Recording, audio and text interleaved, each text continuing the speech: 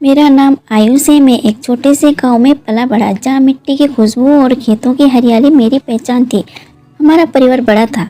माँ, पिताजी, मेरी दो बहनें और मैं। पिताजी किसान थे और माँ घर संभालती थी। हम बहुत अमीर नहीं थे, लेकिन खुश जरूर थे। हमारे छोटे से घर में भले ही सुविधाएं कम थी, लेकिन माँ की ममता और पिताजी की मेहनत हमें हर मुश्किल से बचा लेते थे।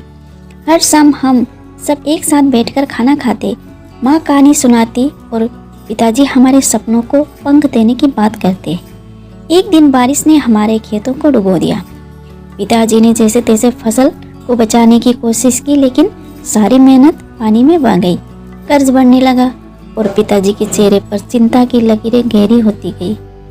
हम बच्चों को समझ नहीं आता था कि अचानक से घर का माहौल इतना बोझिल क्यों हो गया। माँ ने अपने गहने तक बेच दिया, लेकिन घर की ज़रूरतें बढ़ती गई। पिताजी ने दूसरे गांव में मजदूरी शुरू की और माँ सिलाई का काम शुरू करने लगी। हम तीनों भाई बहन स्कूल जाते थे।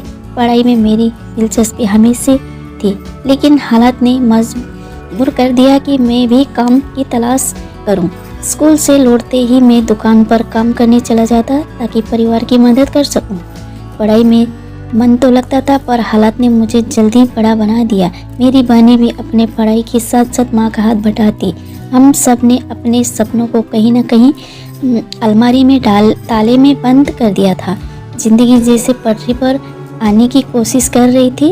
एक दिन एक मुश्किल ने दस्तक दी।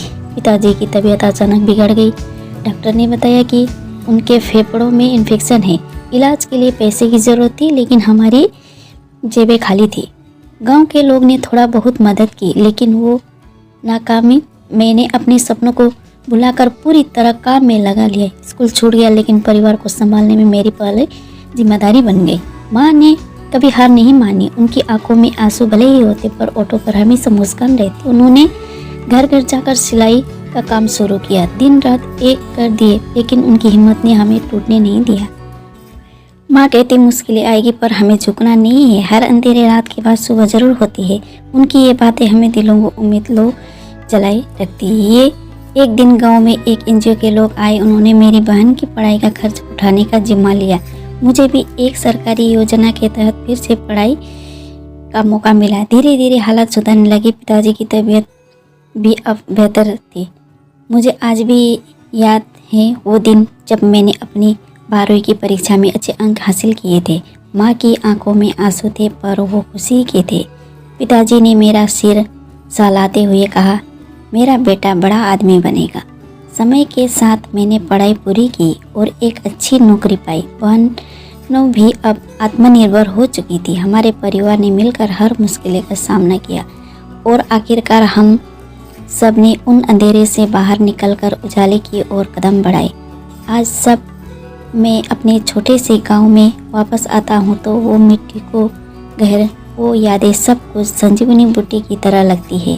संघर्ष ने हमें मजबूत बना दिया और आज हम गर्व से कह सकते हैं कि हमने अपनी तकदीर खुद लिखी है। अब हमारा परिवार से हंसता खेलता है। पिताजी की आंखों में मेरे लिए नए सपने हैं। माँ की हिम्मत में पहले से ज़्यादा अपनापन है।